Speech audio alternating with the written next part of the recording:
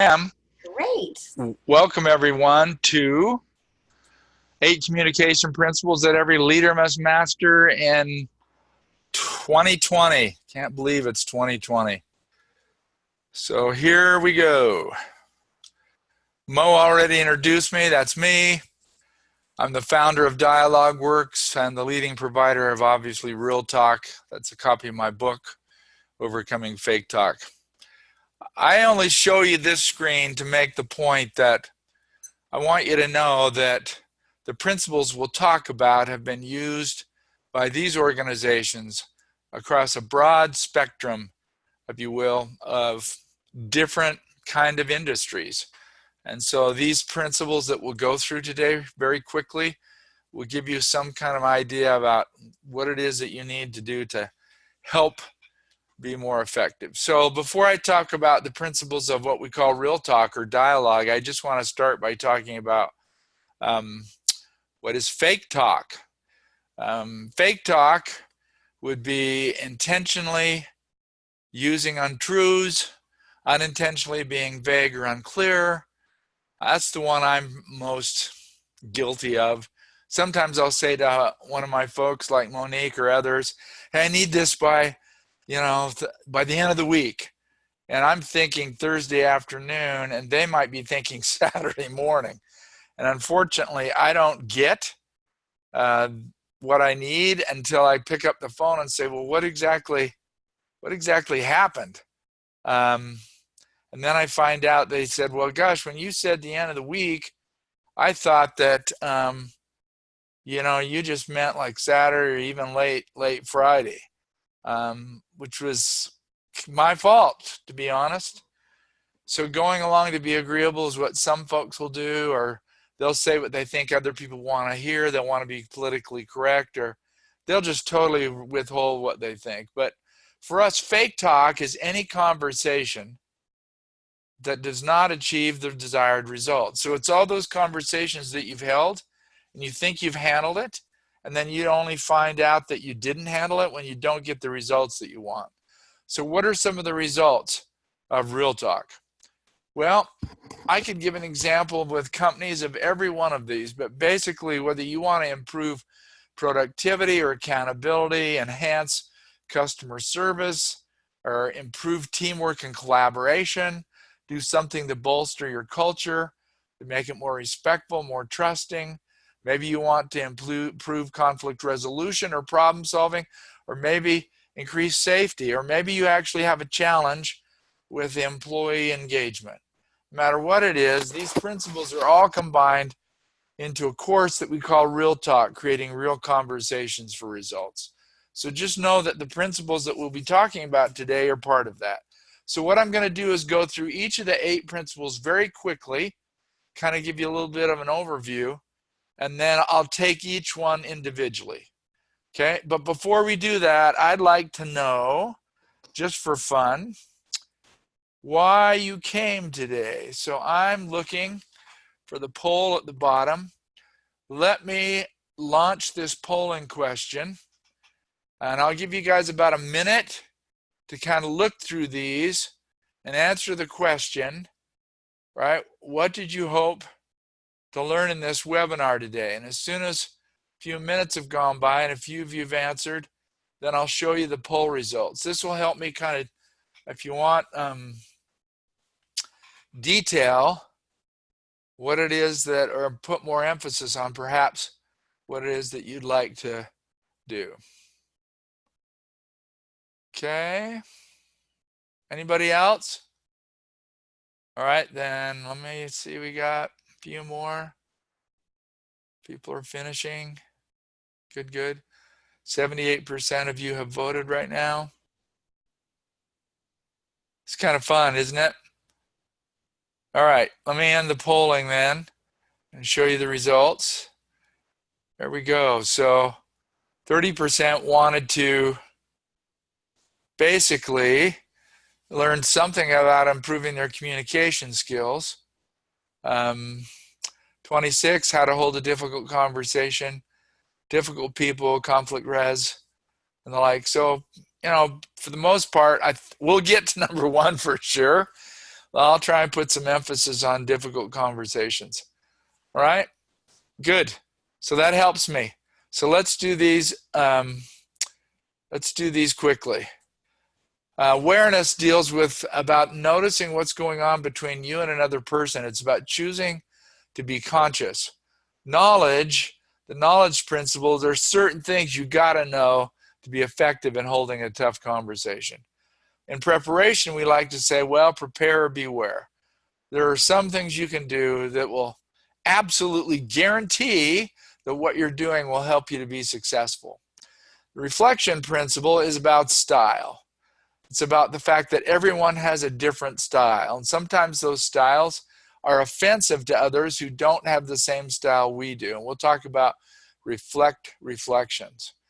The last four principles we actually refer to as the real skills, because perception, for example, as a principle, is the skill recognize and suspend, uncover. Expression is about expressing your intention. Discovery, obviously, is about inquiring or asking questions.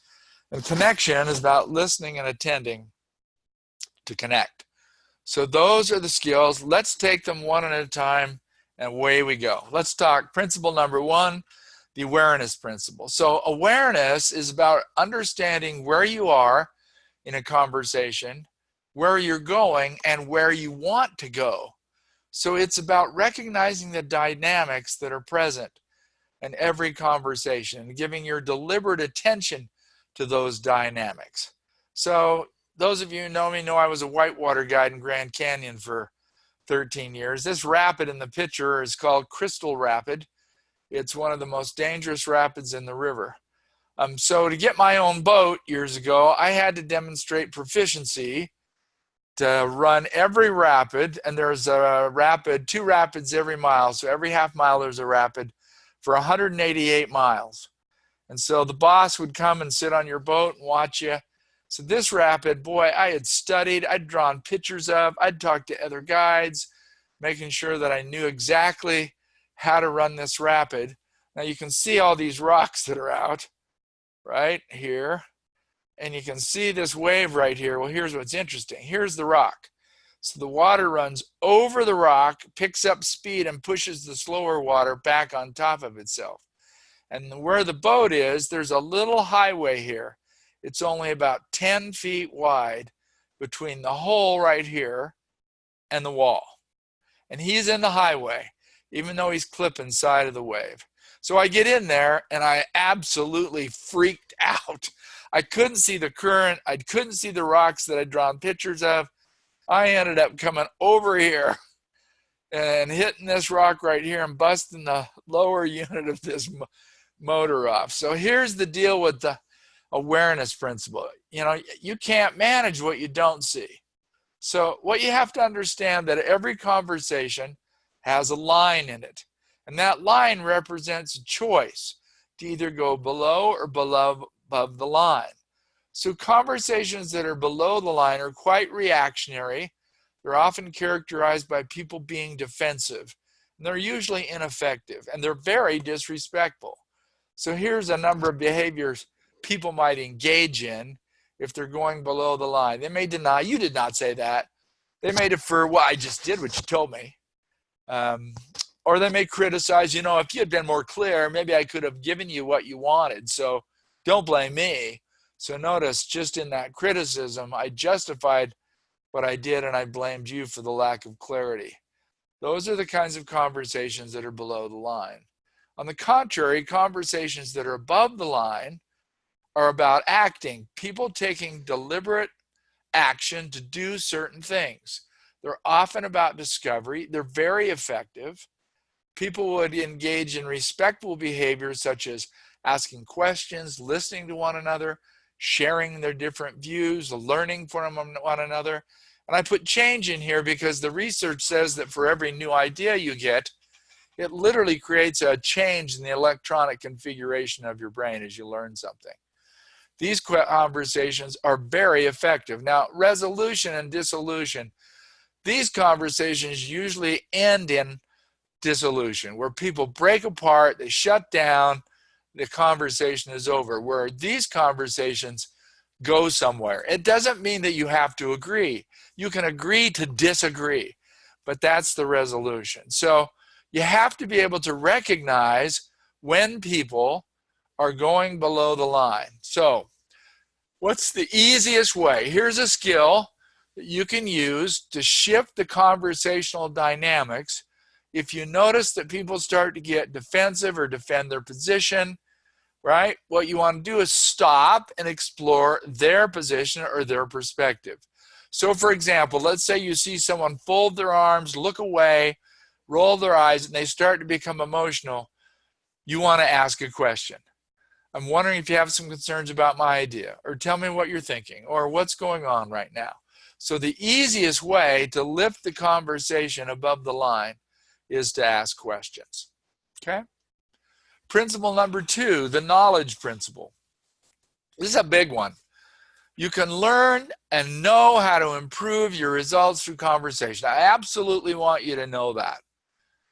You know, but what I learned, and like in the story I just told you on the river, what you think you know does you no good unless you do something. So it's in doing something that you find out whether you actually can do it, execute it.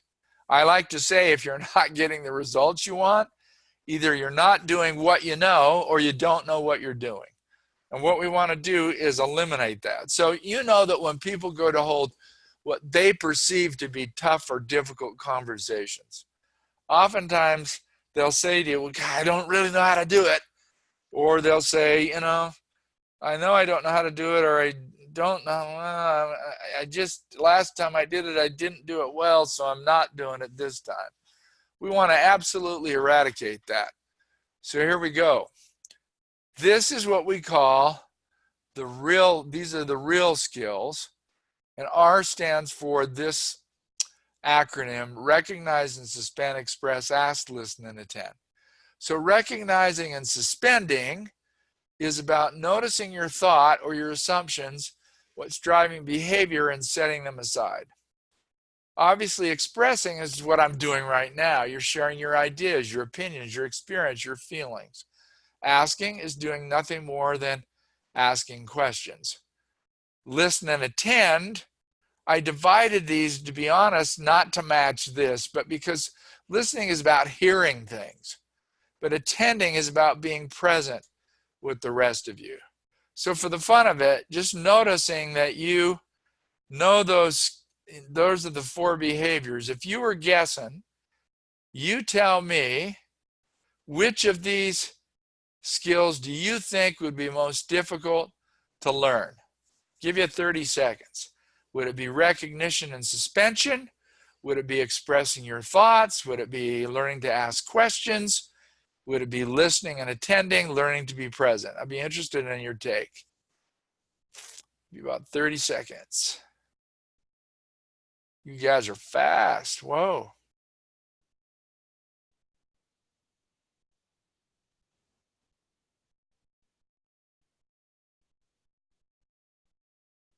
Okay. I'm going to end the polling. A few of you coming in. A few more. Boom, boom. Here's the polling. Let me show you the results. So that's pretty high. Almost half of you said, yep, understanding what I'm thinking and being able to recognize it and suspend it in terms of driving my behavior would probably be highest, and listening is a close second. I always find this interesting to do this because quite frankly, most of us struggle with how we express ourselves and whether we ask questions or not. But I'd agree. I'd agree. Very good. So look what we're going to do. There's the results. I'm going to stop sharing them, get rid of them. So if I put those 4 skills together, they show up, if you will, in this sequence. So here they are. But as you combine the skills, they create what we call these fields: initiate, discover, connect, and build. And this is the process for holding any difficult conversation. So let me go through it, and then I'll show you a simpler version of this slide, and then I'll give you an example. So initiation is simply starting any conversation, and you do 3 things in initiation. You focus the attention of your listener, you share data or facts, and your thinking, your interpretation. In discovery, you ask questions, either what we call confirming questions or open-ended learning questions. In connection, you summarize. Most of the time, that's all I do, is I'll summarize what the other person has said, and then I'll summarize my perspective. If the conversation is the kind of conversation which is a performance-related kind of conversation, then I will share my expectations and clarify consequences. And finally, building is where we create accountability by agreeing on a plan and gaining commitment to that plan. So if I made it simpler, here's what it would look like. So here's a situation. I'm a manager, and typically first thing Friday when I come in is at about 9 o'clock, my assistant gives me a summary and analysis of all the sales that have happened in our region for the week. I meet with my director at 9. We go over the figures so that when we go to our 10 o'clock meeting with the VP of sales, we're prepared. So the last 2 weeks, I have not gotten the report until about almost, let's say 10:30. So the director and I don't really have a chance to prepare when we meet with the VP. And so we kind of go in not looking very good. So I need to hold this conversation with my assistant. So I might say, I'm going to focus her attention. Hey, let's call her Martha. Martha, I'd like to talk about my Friday report if we could for a minute. Can we? Oh, I know. I'm sorry. Well, you know, I've always gotten it by 9 every Friday morning except for the last 2 Fridays. And today I got it just before 10 when we were supposed to meet with the VP. Notice that's all fact. I'm thinking, there's the interpretation, there's something going on that I'm not aware of. Now, if I ask a confirming question, I'll say, is that correct? Because I want her to confirm whether my interpretation that there's something going on is accurate or not. Or I could ask an open-ended question instead. I could just say, what's up? And she might say, well, you know, for some reason, the VP has figured out that I'm in by 7. And he doesn't know I'm working on your report. And he's come over the last 2 Fridays and given me something he wants me to do for him before his assistant gets in. So I'm working on that. So by the time I finish for him, I get the numbers from the sales folks out of my email and start putting the report together. You know, that's why I'm late. So that's what she tells me in discovery. So I might ask a few more questions. Is there anything else? Nope. It's totally on the VP. So it's not like you can't do it. Nope. It's not like you're not getting the numbers from the folks in the field. Nope. None of that. It's just he's kind of interrupting our normal sequence of work. Is that right? That's right. Now I'm going to go to connect. So if I understand correctly, you get the numbers okay from the folks in sales. You're able to do the report, but what I've heard is the VP kind of, I guess, hijacks the whole process by having you do some things he wants you to do that keeps you from getting to the numbers and putting the report together. Is that accurate? Yep. So in this case, I probably would share expectations and consequences. And when I do that, I'll probably share positive expectations. So look, when I get my report on time, I'm able to go over those numbers with the director, which allows us to be prepared to talk to the VP at 10. When that happens in that sequence, we look good, the department looks good, and the conversation is more focused, should I say. Notice those are the consequences. Does that make sense? Sure, absolutely. So let's go to the build. So what do you think we could do going forward? She said, well, I don't really want to tell the VP no. I go, yeah, I get that. So what do you think?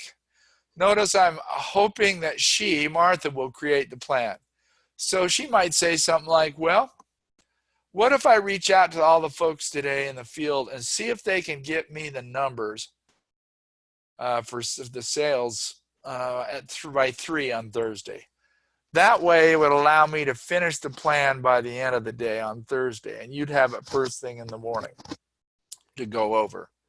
What do you think? And I go, hey, I think that's a great idea. So can you reach out to all of them and see if it's a go? She goes, yeah, I'll do that. All right. And then if they're in agreement, then that's what we'll do going forward. Notice what I'm doing is I'm gaining her commitment. Yeah, that sounds good to me. All right. So can you let me know today by close of business what everybody says? That way we'll know if the plan is the plan. And going forward, that's what we'll do. Are we committed to that? You committed? Yeah, that's it. So that's the sequence. That's how it goes.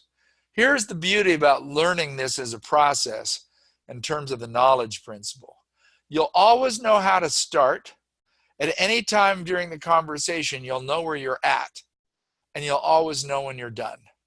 No more guesswork. We're going to make it easy. Principle 3, the preparation principle. When I wrote my book, Overcoming Fake Talk, one of the questions I did survey research on is I asked 10,000 people in our database how many of them actually prepared for a difficult conversation. I was shocked when the statistics revealed that less than 5% of people said they ever prepared. So when you prepare a little bit, particularly difficult topics, it increases your confidence. It enables you to talk and not shoot from the hip. So the thing is, if you don't know what you want, or, you're usually going to fall short. So just taking a minute to think through what the issues are and how you'll prepare the conversation will increase the likelihood that things will be fantastic. Here's why. Why prepare? There are 3 parts of our brain: our unconscious, our subconscious, and our conscious. So if I was to have one of you in class and I took a swipe at your eyes with my hand, I had you come up in front of the audience, most people blink and pull their head back. That's the unconscious part of the brain. It's reactive and protective.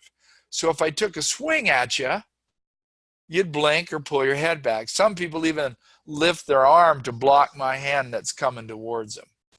The subconscious is still protective, but it's illogical. So let me give you an example. In my first job in corporate America, I had a boss for a couple of years that was very difficult to deal with. He would be very derogatory. He would often dress you down in front of others.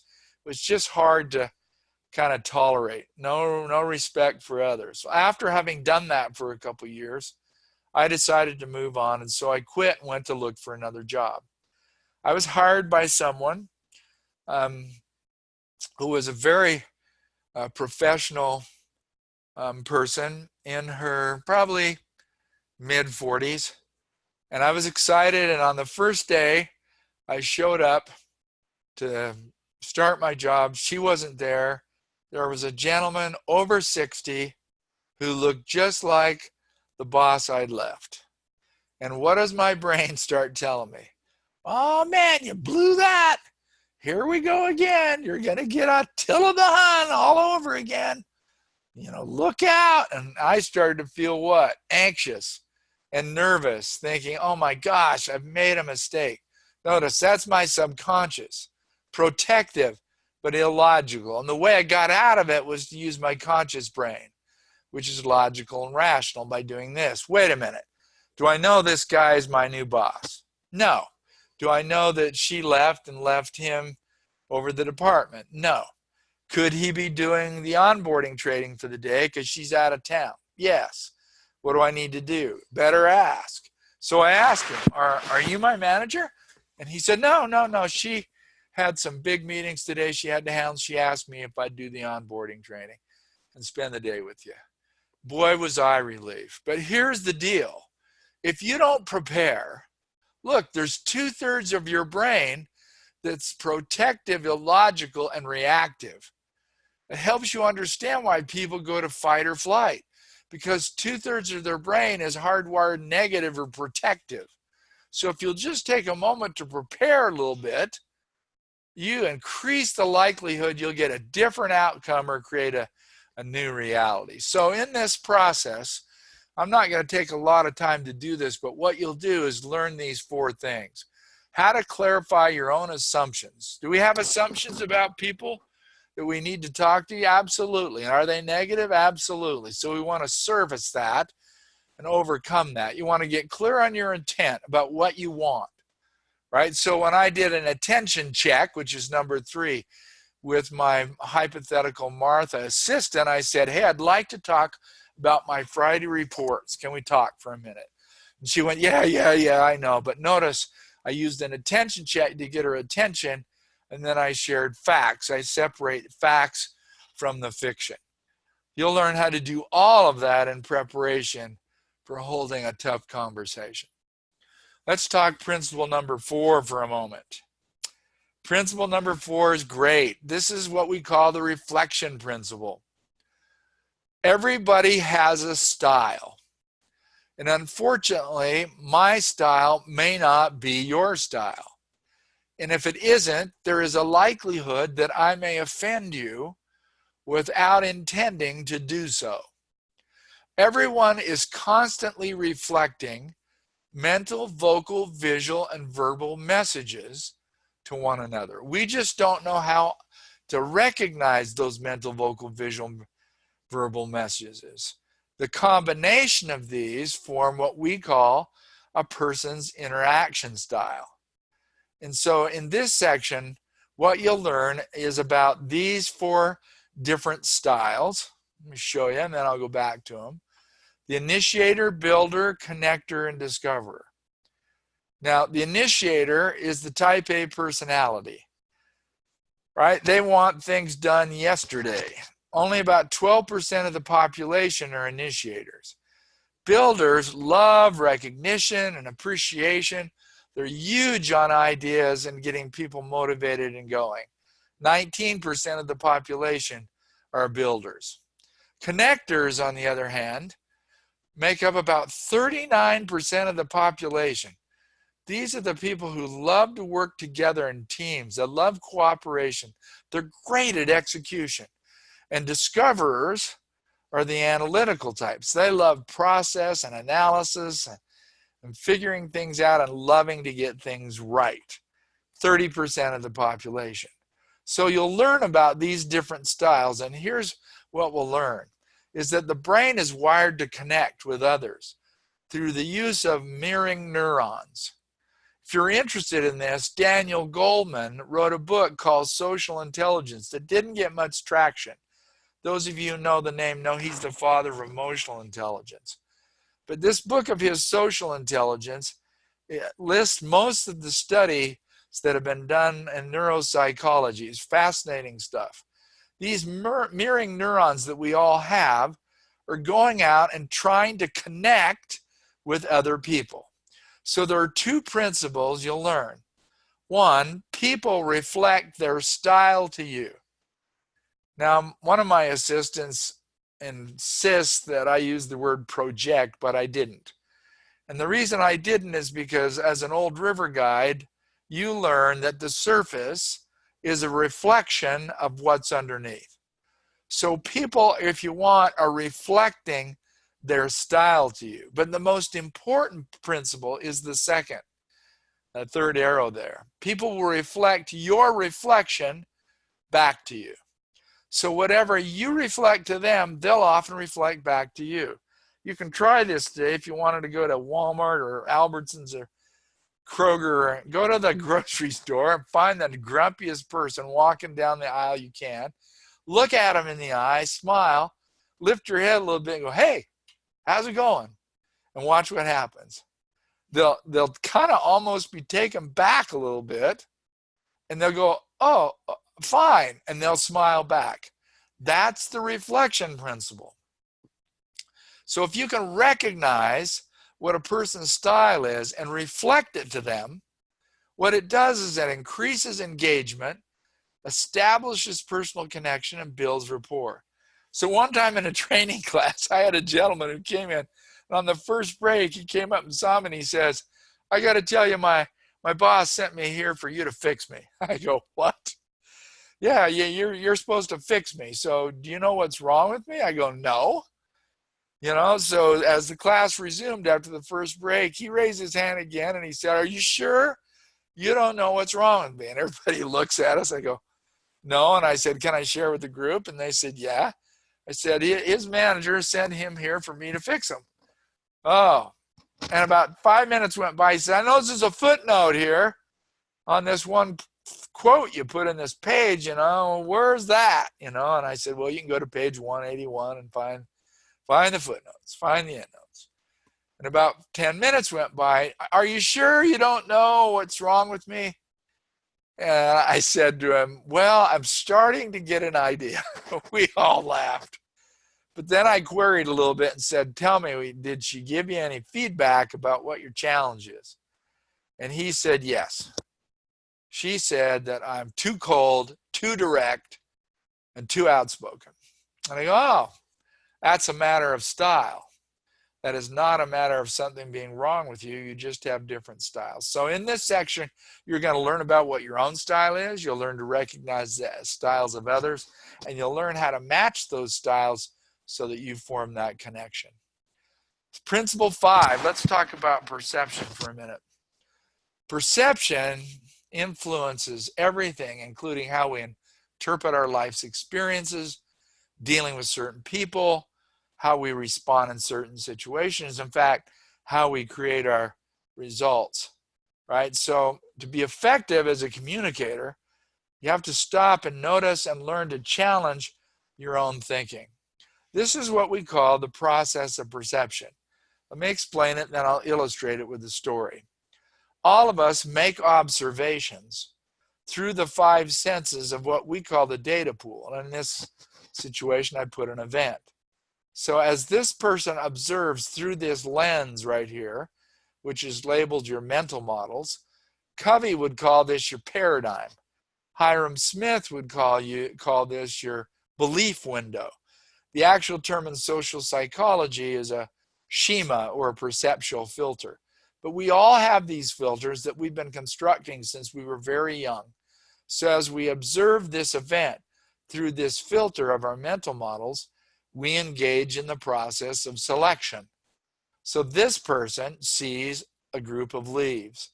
Any of you might see the whole tree, or the type of tree, or the trees behind it, or the fruit in the tree, or the bird in the branch.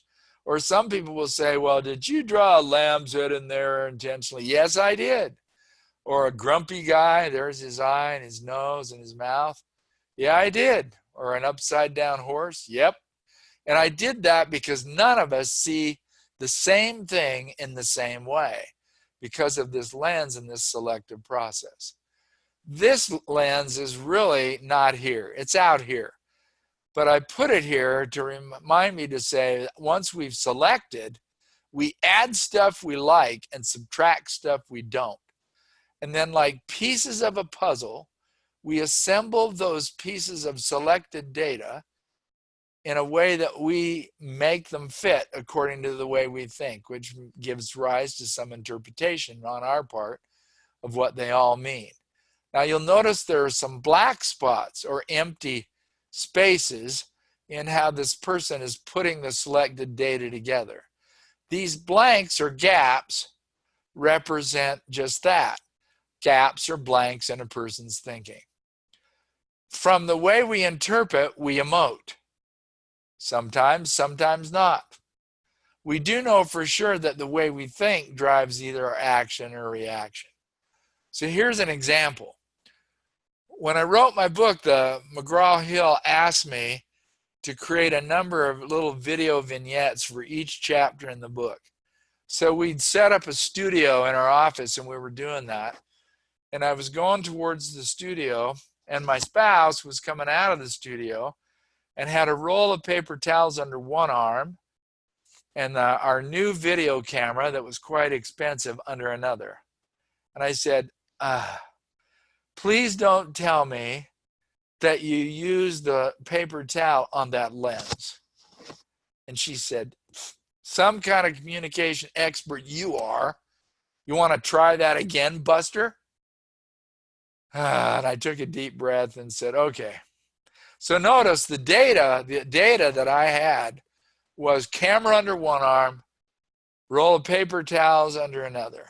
In that whole kind of observation, that's what I selected on.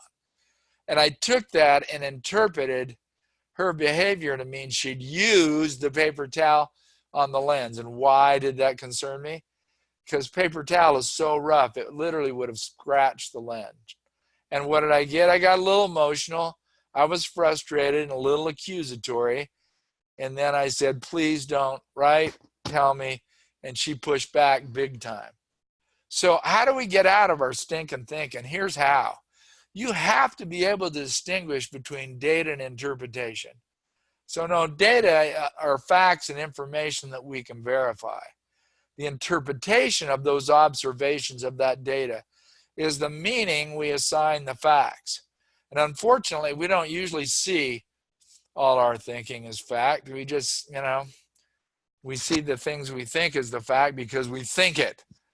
And so what's really important for folks is to recognize that our data is usually surrounded by interpretation. What do I mean by that? We make observations, we hear and see things, and we end up interpreting. Sometimes our interpretation is so strong or we're so opinionated, it literally obscures any of the data that created it to begin with. So what we want people to do is learn to separate, if you will, the data from the interpretation. And when you go to look for data and there isn't any, what that tells you is that you're making up your thinking. There's no basis for it other than you thought it. And so you'll learn how to do that. That's one skill in the perception section that you'll learn how to do. Okay? Let's move to principle 6. Okay? Principle 6 is the expression principle. The expression principle obviously deals with how we share our ideas, our opinions, our thoughts, and our feelings. And it's an extension of our intention. I've actually had some people say, well, oh, what's your expression intention? And I thought, that's pretty good. But notice, the words we use, which is how we express ourselves, are colored by our tone and our inflection, our emotional energy, our tempo, even pauses. All that reflects kind of what's going on in our head. So as we share our message or express ourselves to others, the challenge becomes is how do we do so in a way that creates engagement and in not defensiveness, in others. So here's a couple of skills. You heard me just mention data and interpretation. So we want to use language that people can hear. So we teach people how to use I statements. I noticed that I didn't get my report until about, 9:55, right before my meeting with the director. So notice I'm using an I statement rather than saying, you didn't give me my report. We avoid the use of you as a sentence starter because it comes across as blame or accusation. And we still use I statements with interpretation. So notice the words that signal interpretation. I wonder, I'm guessing, I'm thinking, I'm assuming, I'm observing. Anyway, so look, I'm wondering, I think I said in the example I gave, if there's something going on that I'm not particularly aware of. So notice I'm using I noticed, I wonder, and I use that wording so people can hear. I don't want to derail them in the initiation phase of the conversation. And then after we do that, obviously we want to end with a question. And I did that in my example. But we don't often end in questions. And so what happens is we don't often talk to people in a way that increases contribution or cooperation or collaboration. But if I say, I'm thinking this is the way to go, what do you think? If I end in a question, that increases the contribution by the other person. It says, look, I'm expressing my view, but I'm interested in knowing whether you agree with me or disagree with me. So tell me. And then they're going to, and if you speak in that way, it will actually help them to kind of engage. And that's exactly what you want. And we don't often do that. Actually, I've sat in meetings with CEOs where they've said, I think this is what we should do. And they say nothing else, and then it starts. And everybody around the table says, yeah, I agree because. And it goes on for an hour. If the CEO had just said, look, I'm thinking this is what we should do. Is there anyone who sees it differently? And if so, tell me why. And if no one did, you just saved an hour with the way you asked that question. Important skills. Let's talk about principle 7. The discovery principle is asking questions. Unfortunately, I think we do far too much telling and not enough asking. And the easiest way to create respect is to ask a question. But that implies you're going to listen and respond to what people say as they answer your question. Now, I know where we taught real talk skills or dialogue skills at a client, we taught everybody in this manufacturing plant the skills. And then we went away for 6 months, and then we came back to check up and see what had changed culturally. And the first day I was on site, I walked out on the plant floor and I asked somebody, so, hey, how's it going? And he said to me, well, today my boss asked me what I thought. And when I finished, he said, next time I'll ask an expert. And I got the same feedback from a number of other people that day. So I knew that they understood the importance of asking questions, but they really didn't want to know. And they shot themselves in the foot by the way they acted after they asked the question. Aside from that, when people ask questions and they authentically want to know, people pick up on that authenticity. And asking questions initiates thinking, and that's what changes, minds and hearts. It's interesting. I was working with a senior team at a telecommunications company in Las Vegas, and we were sitting around talking about the rollout that they were about to engage in.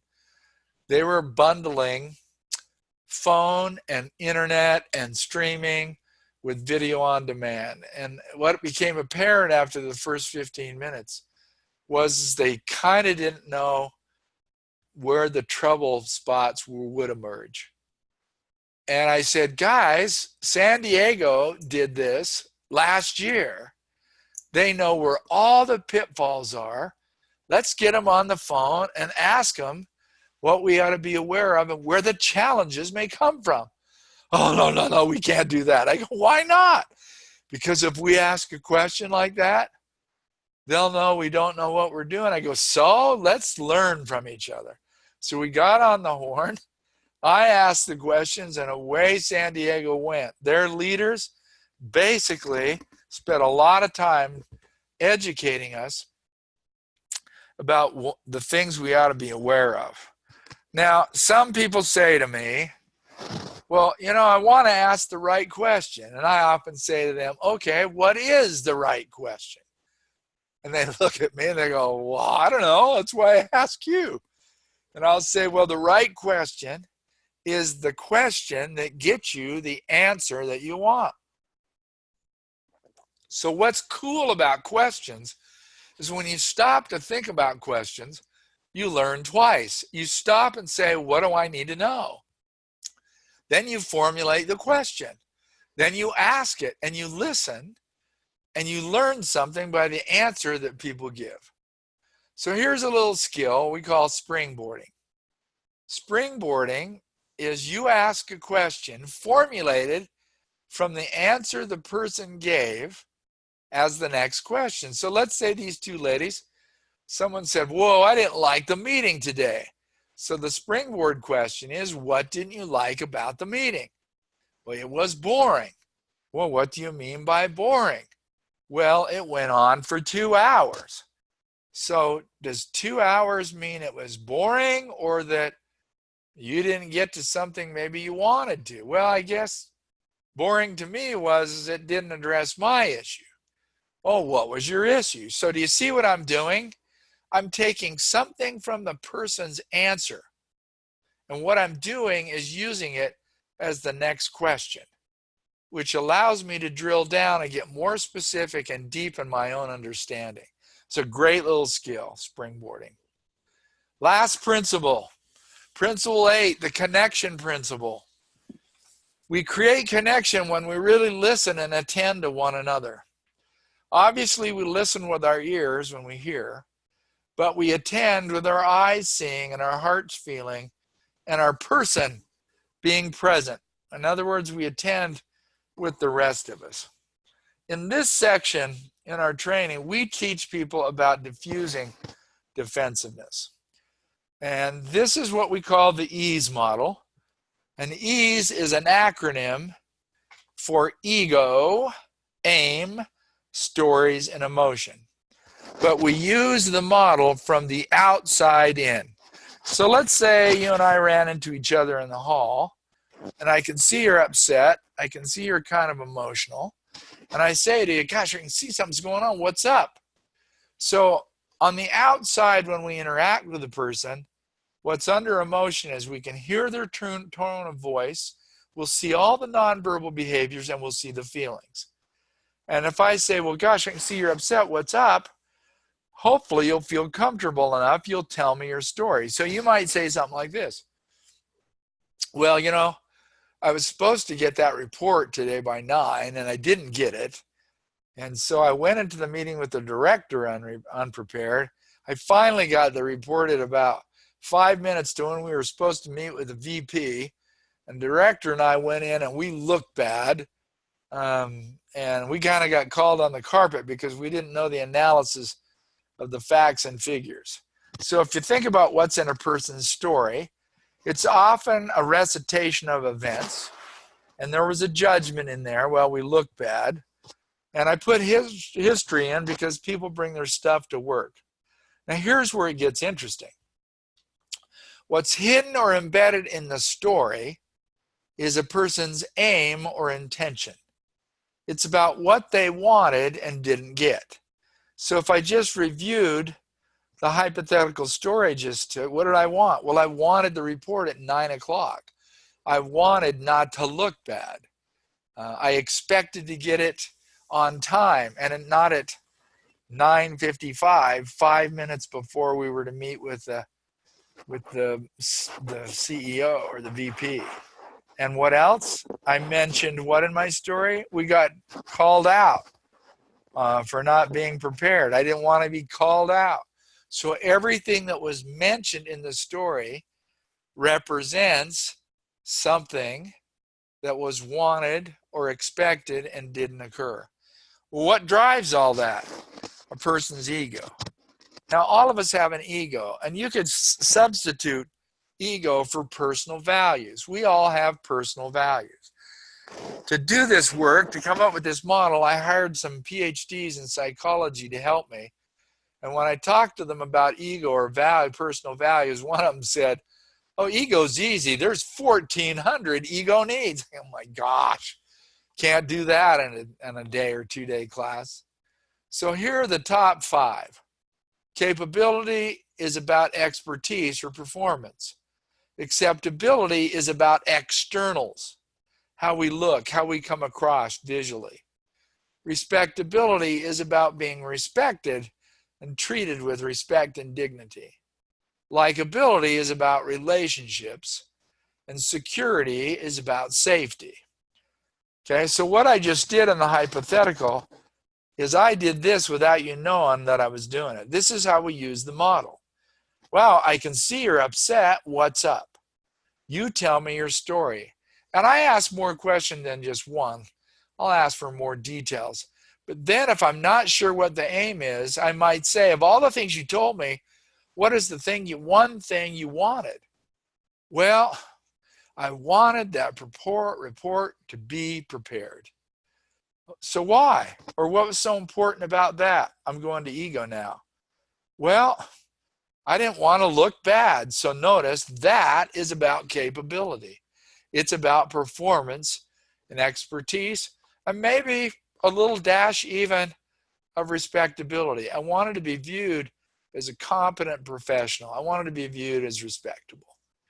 We didn't hear anything about the others. So what's fantastic about this model is not only do you learn how to diffuse defensiveness, I like to almost refer to it as kind of peeling the onion, getting past the emotion, understanding the story, the aim or intention the person wanted, and the value that's driving that emotional reaction. In fact, if we were doing conflict resolution, I would teach you this model as part of getting at the personal values that the person has perceived has been violated. That's what the emotion is. The emotion is the mask of meaning. It's what's masking the story, the aim, and the value. And once we get to the value, we can resolve the conflict. So that's one of the skills we use in the connection section. So here's what we spent time doing today. We've talked about 8 principles. These 8 principles you got to learn. Awareness, you got to be more aware. You got to know the process for holding any difficult conversation. If it's a tough conversation, I'd prepare or beware. We want to be aware of what people are reflecting to us in a style.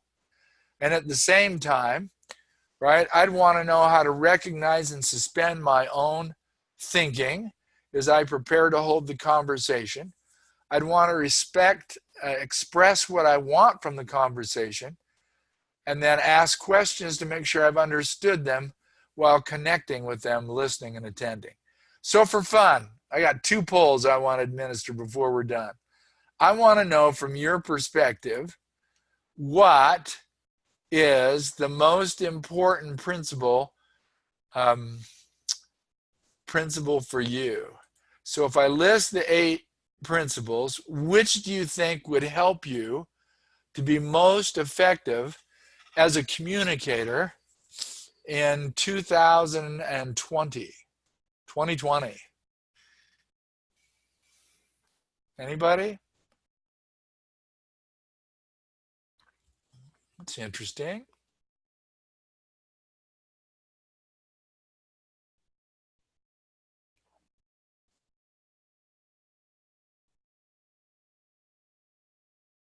Okay, give you a few more minutes.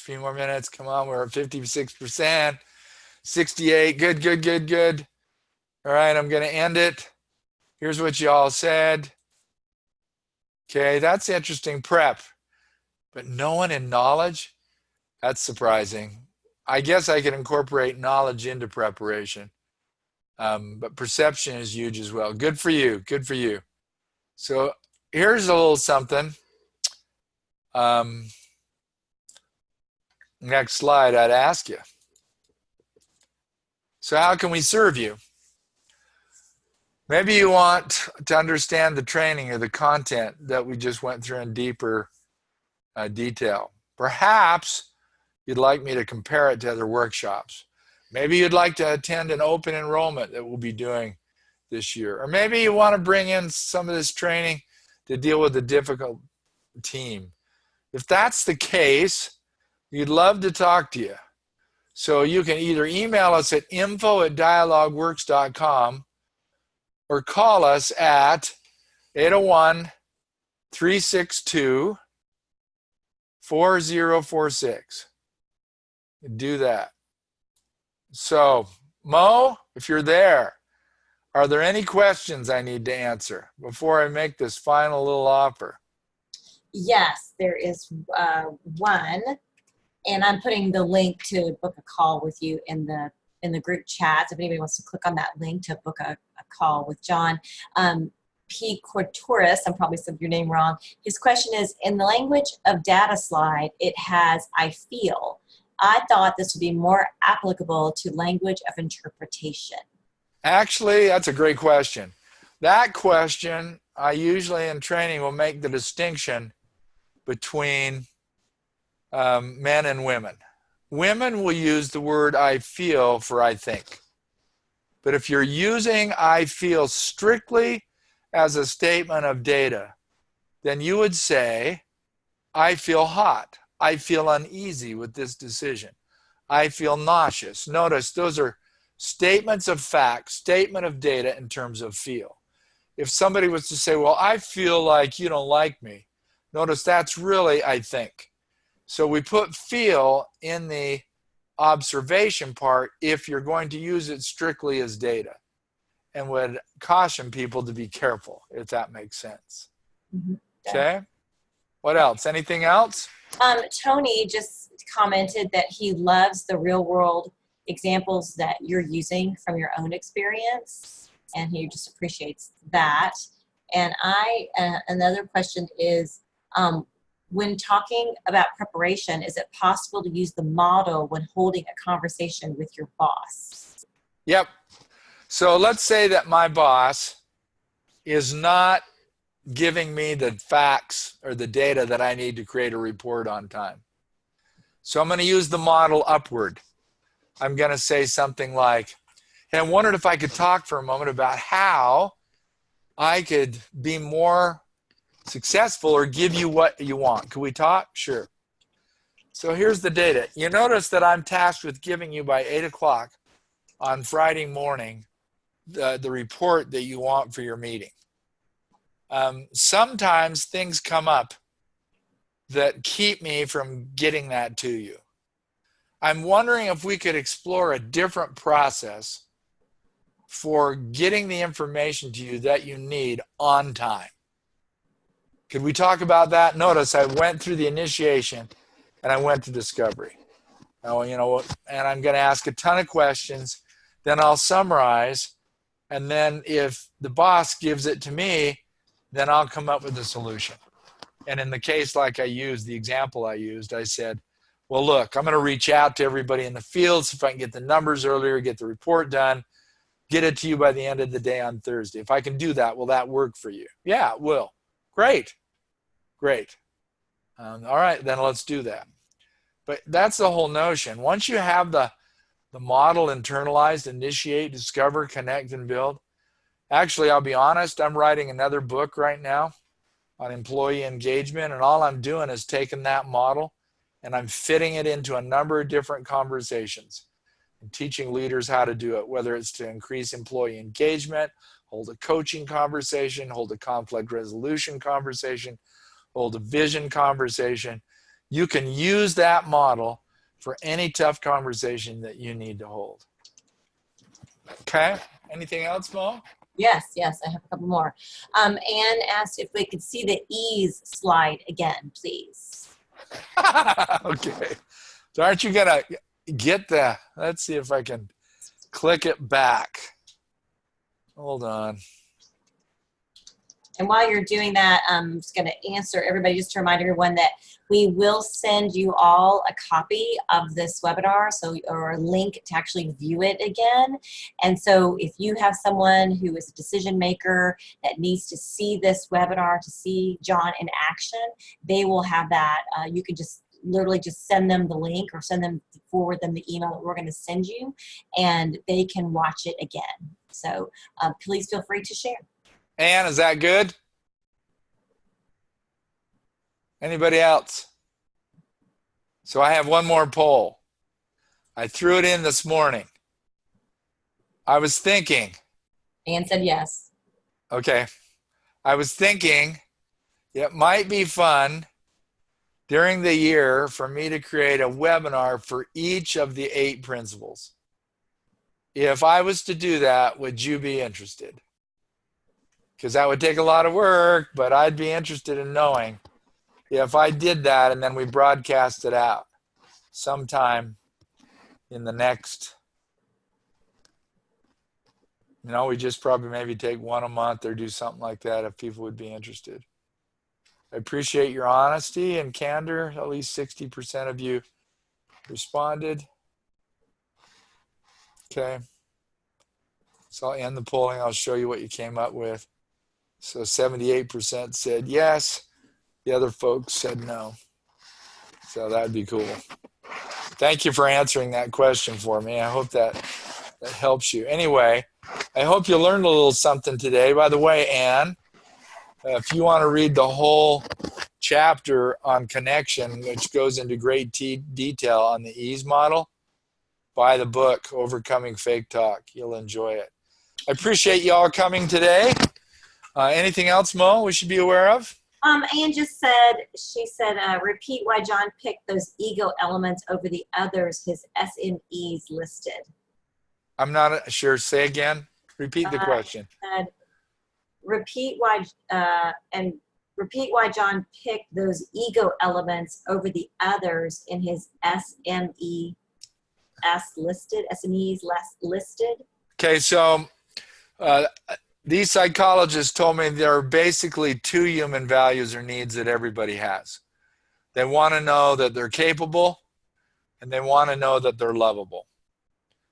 The security, I came up with about a year or two after.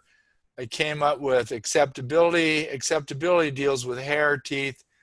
You know, if I showed you my shirt today, and I said, how do you like my wolf shirt? Right? You might say, oh, I really like it. Now, if I'm even asking for that kind of feedback, I want to know that it's acceptable. Performance capability is a huge one at work. I started doing a ton of work in healthcare, and at one of the healthcare organizations I was doing, the CEO said, you're not bringing any of that lovability in here. And I couldn't believe it. So I took lovability and I divided it into two: respect and likability. So respectability is like being treated with dignity and respect. Likability is the relationship side. Doesn't mean you have to love me, but at least we're respectful to one another and we value the relationship that we have in terms of how we help and support each other.